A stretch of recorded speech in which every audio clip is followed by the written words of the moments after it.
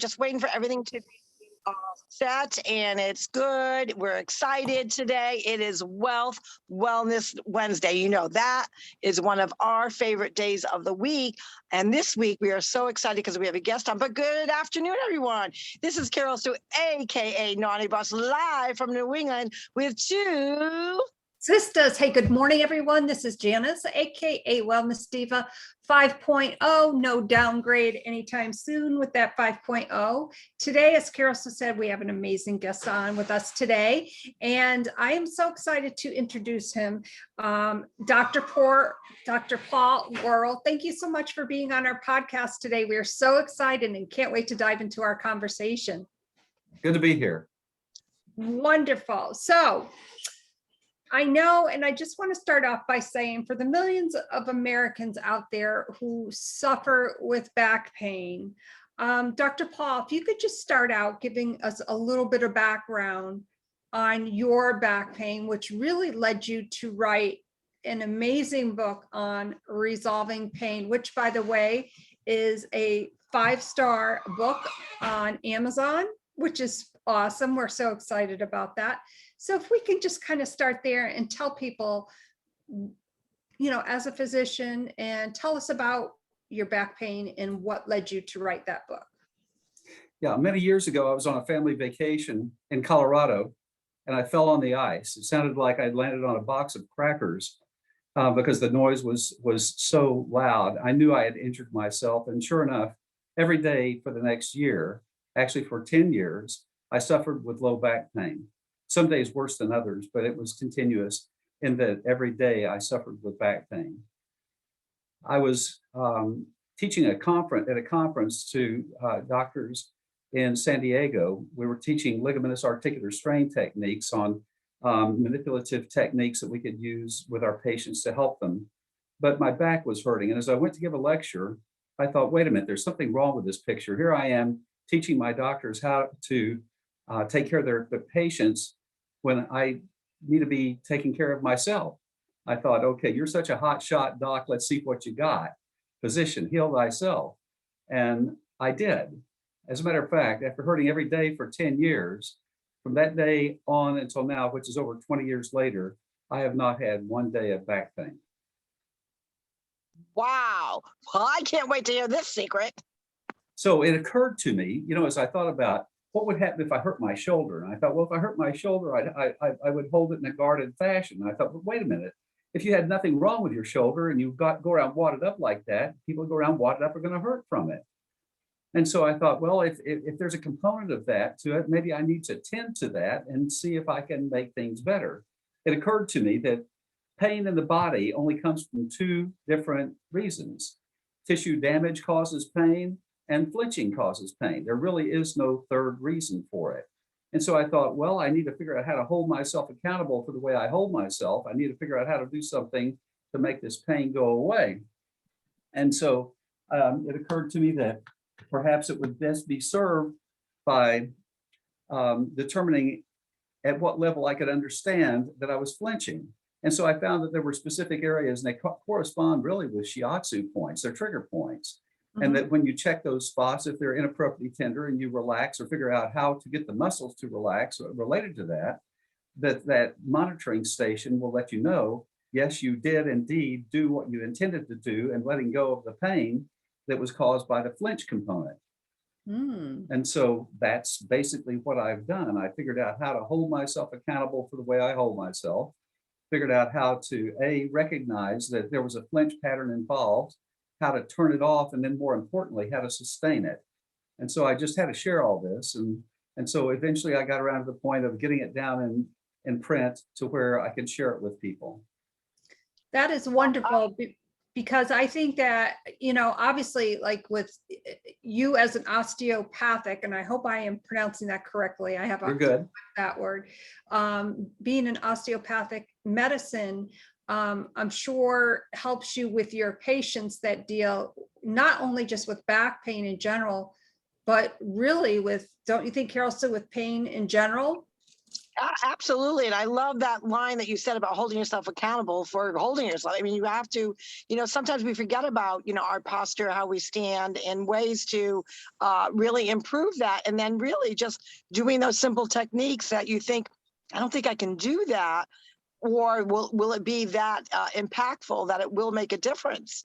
And I think that is, a great way to not push the envelope with medication if you don't need to, because I think sometimes in the medical industry as a whole, people just want to, the pharmaceutical companies, you need this, and or sometimes some doctors are just so quick to write that prescription, and I always question, like, isn't there a more natural method for all aspects of health and wellness?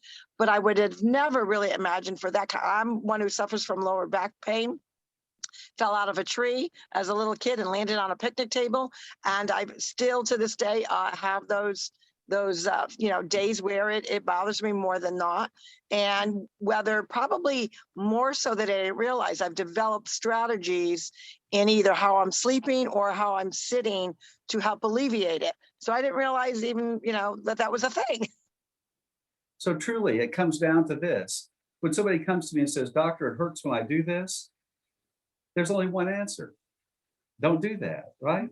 And so in the book, I talk about how do you either find a spot that you can monitor that tells you that indeed you're in a flinch pattern and let it go. That's pretty direct and straightforward. Or hold it tight enough, long enough to bring it to muscle failure. And with that, you get a temporary reprieve from the pain that comes from the flinch, because at a point of muscle failure, you can't flinch. And so then it becomes a matter of how do you ongoingly sustain it? How do you take your temporary successes by reprieval given to you from holding it tight enough, long enough to wear it out, of course, without hurting it, to the point that you string it into a long-term success story. And that's really what I've done. Amazing. It certainly is. And how long, by the way, has your book been on Amazon? I think about 6 months. Oh, wow. So fairly new. That's wonderful. Yes. And getting a 5-star rating is quite impressive. That is so exciting. People in my office see patients come in with back pain. Sometimes they're wheeled in wheelchairs, or they hobble in one way or another, and they darn near skip and hop out the door as though nothing's wrong with them. And nobody bats an eye in my office. If I have a doctor visiting, it's like, what did you do? And people can be astounded when they're on the outside looking in, but my staff has seen it happen so many times. They just think, well, you came for something to help you with your pain, and you got it. So you got what you came for, right? Right, exactly. And what is, like, if somebody is suffering from back pain and they really don't know what to do with it, because a lot of times, we're in a fast society.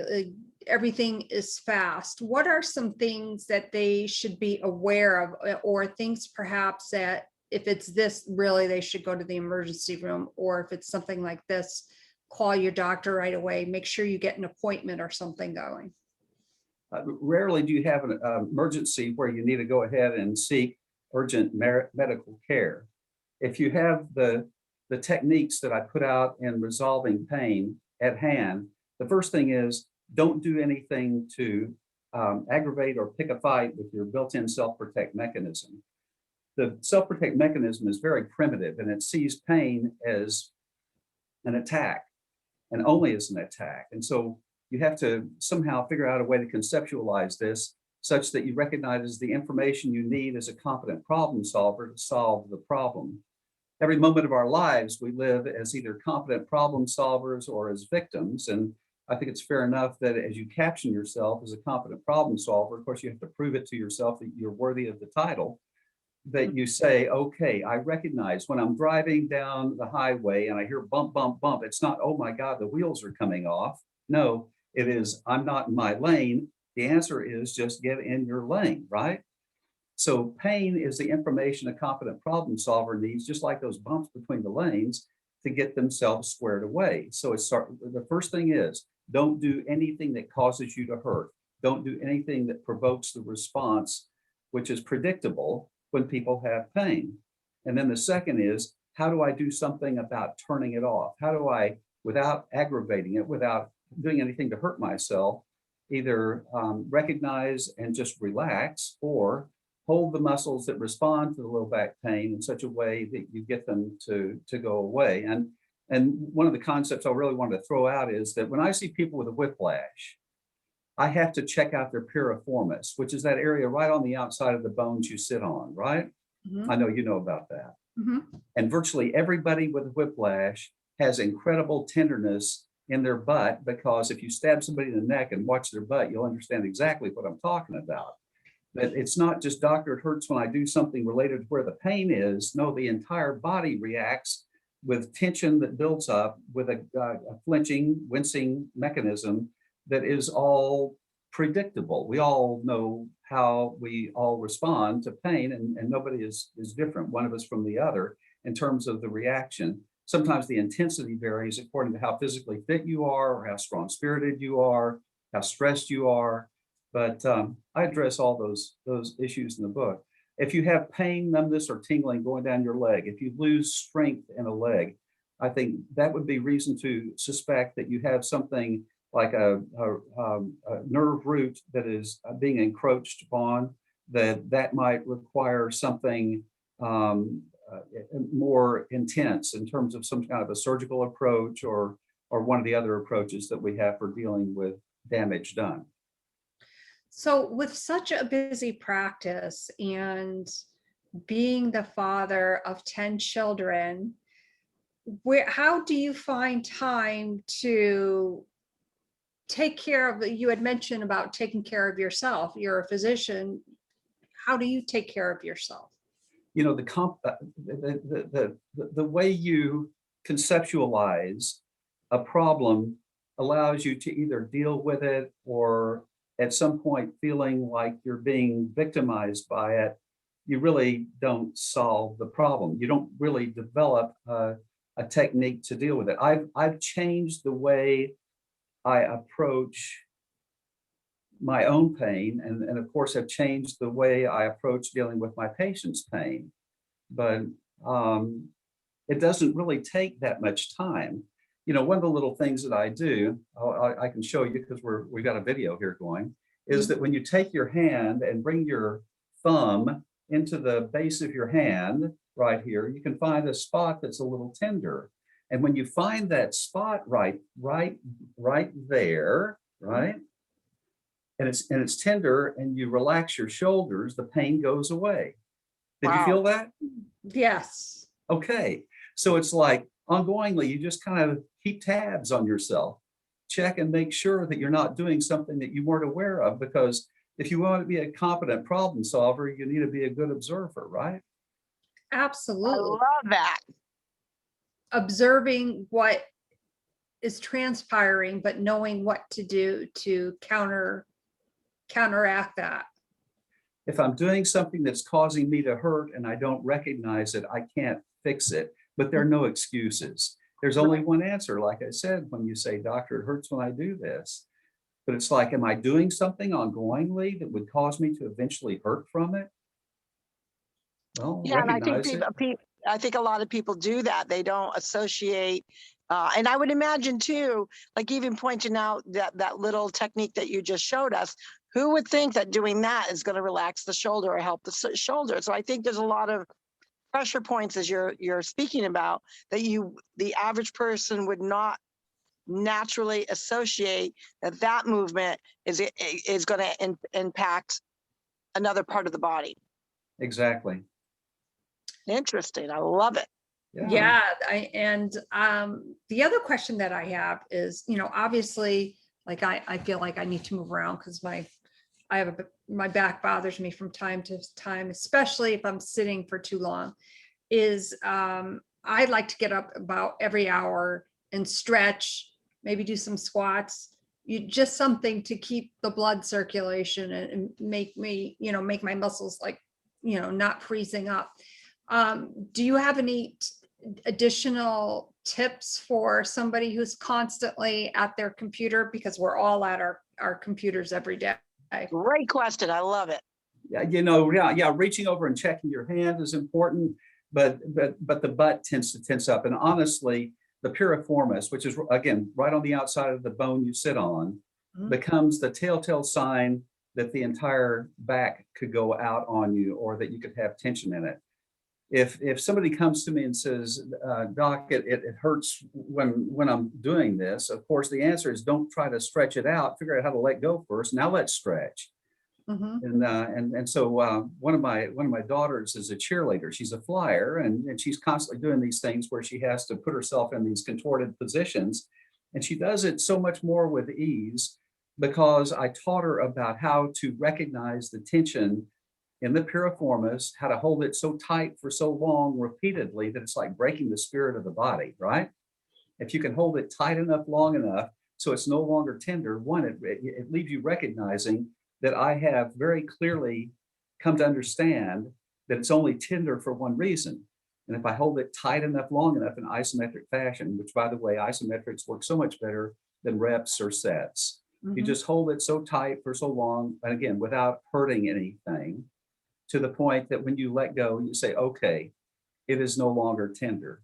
So yeah, I think it's a wise move to, on a regular basis, whenever you stand, if you're prone to having back problems, low back problems, to stand in such a way that you hold your butt tight and at the same time tense the muscles on the sides of the hips. So it's as though you're standing and trying to slide your feet to the outside. They're not going anywhere, you're standing on them.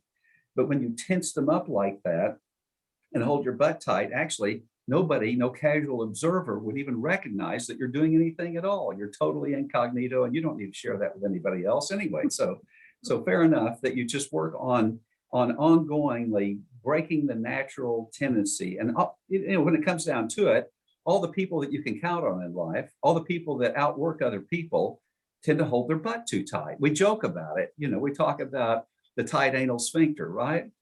And how those people who pay particular attention to detail, those people who outwork other people, those people who are more competitive and are more driven, are going to just naturally hold their butts tighter. So it's my managers, it's my shakers, my movers, my people who make things happen that have low back pain, not my people who go along through life do-de-do. They don't do that to themselves because they're not struggling to be a perfectionist or outperform themselves or exceed their expectations, right? Well, I love that. And to all my cheerleading friends and all over the industry, as well as my own daughter was a flyer a few years back, many years ago. That is a great tip for all you flyers out there. And I'll make sure that I share that information with anyone I come in contact with that's in the cheerleading industry, because the what they're doing today as far as moves, you're definitely right. They're contorting their backs in ways that 20, 30 years ago you wouldn't even dream of. So I love that tip. That's awesome. So it's also a good way to keep from getting injured when you stop and think about it. People who are too tense, I mean, the perfect example is in a car wreck.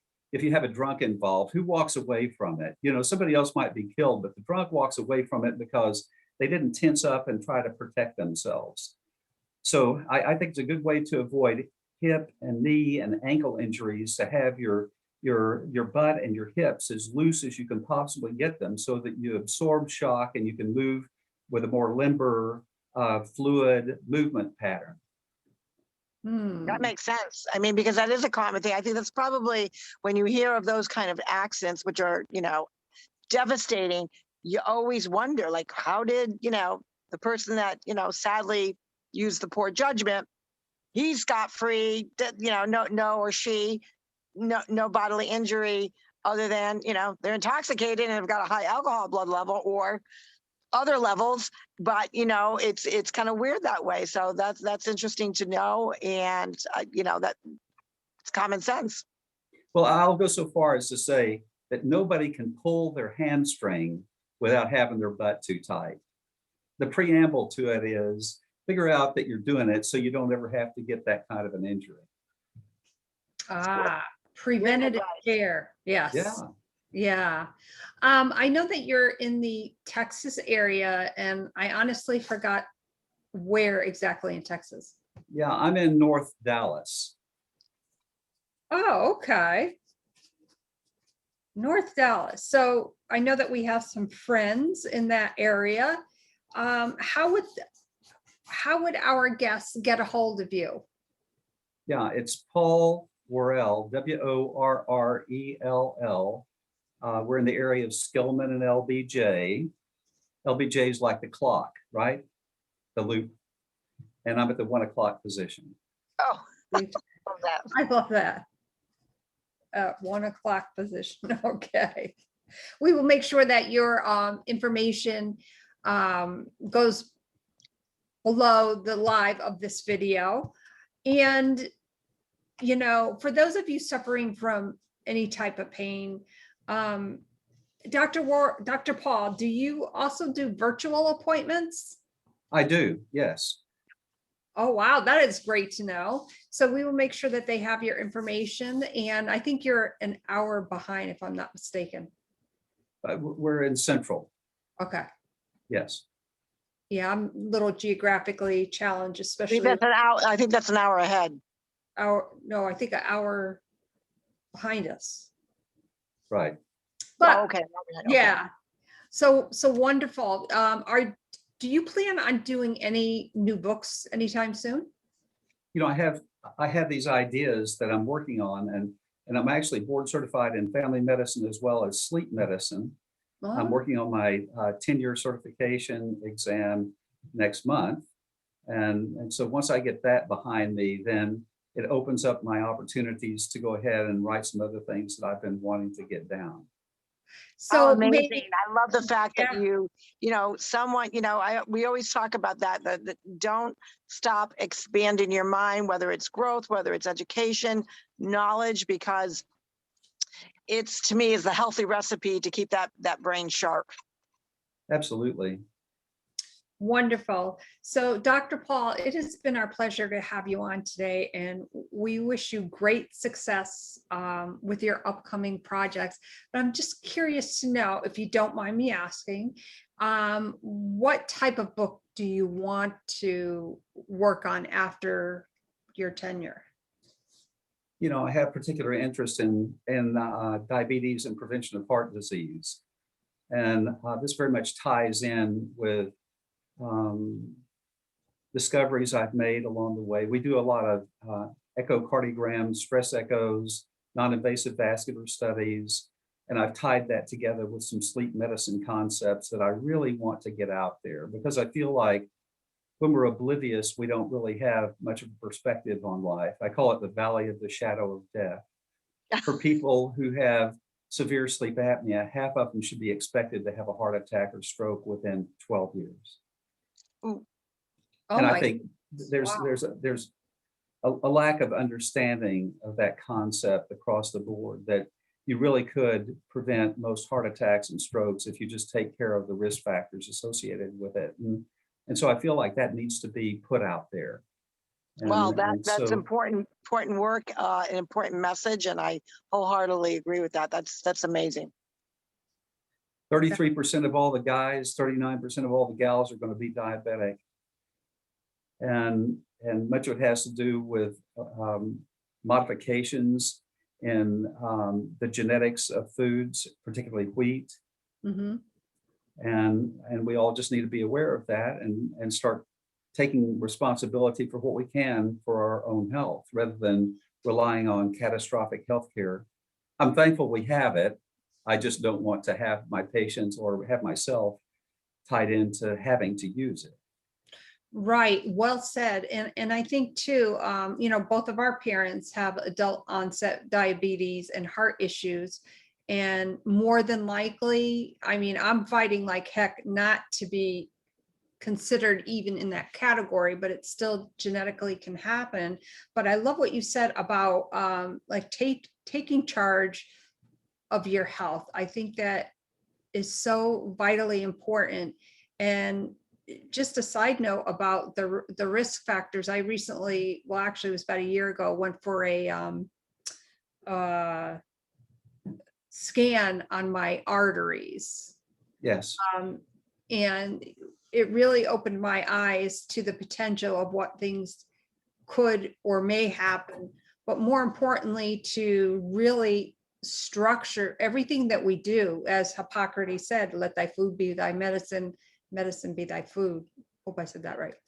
But it's just so true to take those preventative measures. So thank you so much for sharing that information. That's so vitally important. You're welcome. So on that note, Carol Sue, anything that you would like to add? Yeah, I'm going to be heading over to Amazon. What is the name of your book? Resolving pain. There we go. That's easy enough. I'm going to be hitting my Amazon account. And I hope all of our listeners and viewers do as well, because there is a wealth of information that is all about health. So why wouldn't you? There you go. Wonderful. Thank you so much for taking time out of your busy day. And we know that you're on your lunchtime, and we so respect that. And we hope that you will consider coming on again very soon.